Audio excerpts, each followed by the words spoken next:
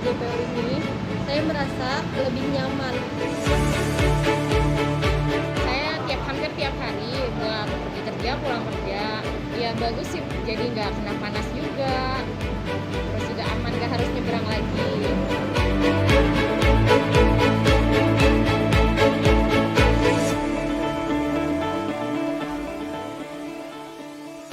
Kawasan Simpang 5 Senen kini telah rampung direvitalisasi. Revitalisasinya meliputi Jalan Letjen Suprapto dan Jalan Senen Raya sepanjang 675 meter dan lebar jalur 9 meter. Selain berfungsi untuk mengurai kemacetan, akses dari dan menuju kawasan Pasar Senen ini juga berdampak positif pada sektor pengembangan ekonomi di sekitarnya.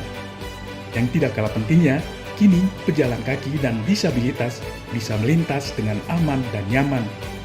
Selain itu, Simpang 5 Senen kini juga telah rapi, cantik dan modern karena revitalisasinya menyerap konsep khasana kearifan lokal Betawi.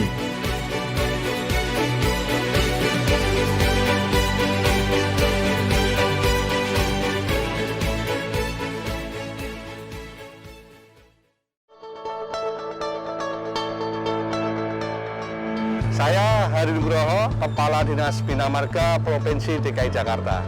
Direvitalisasi underpass Senen ini karena yang pertama adalah untuk mengurangi kemacetan lalu lintas. Yang kedua adalah untuk pengembangan kawasan TOD, Transit Oriented Development. Yang ketiga adalah karena di sini dilalui oleh koridor busway, koridor 2 dan 5. Dan yang keempat adalah karena di sini akan merubah kawasan Senen menjadi kawasan yang tertib dan lancar.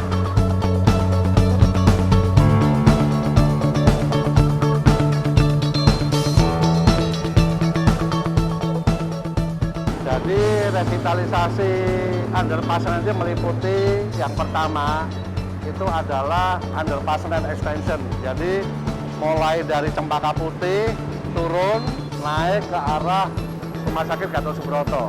Itu perpanjangan underpass yang lama kita panjangin. Kemudian ada arah dari Cempaka Putih naik ke atas ke arah Salemba. Selain itu kita buat halte yang di belakang ini kita buat motif Betawi. Kemudian di dalam underpassnya sendiri kita pasang motif sopi-sopi dan pagar langkat. Itu semua konsep Betawi.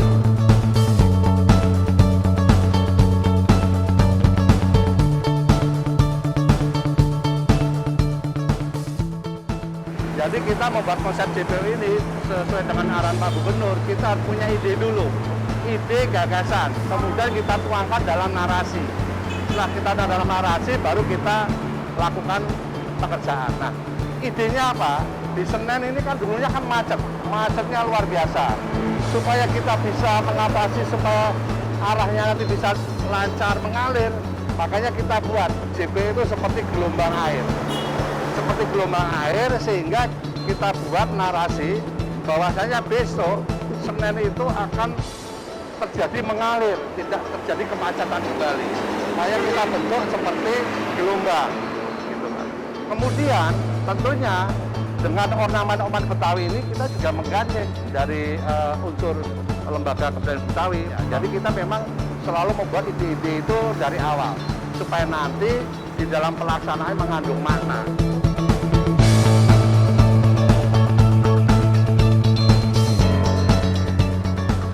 Fasilitas publik yang kita bikin itu yang pertama untuk yang di JPO itu kita buat satu lift untuk kaum difabel, jadi lift khusus. Kemudian ada juga CCTV untuk pengamanan. Ya. Kemudian tentunya signage atau petunjuk-petunjuk arah untuk pengguna jalan. Kemudian yang di jalur sepeda, marka-markanya kita buat. Kemudian di halte kita buat satu musola. Kemudian kita buat kamar mandi untuk kaum difabel juga. Ada juga tong sampah. Tentunya untuk yang di jalan busway karena kita buat marka untuk pemberhentian busway dan lain sebagainya. Ini merupakan fasilitas yang kita sampaikan Senen menjadi kawasan yang ramah, tertib, dan lancar sekarang.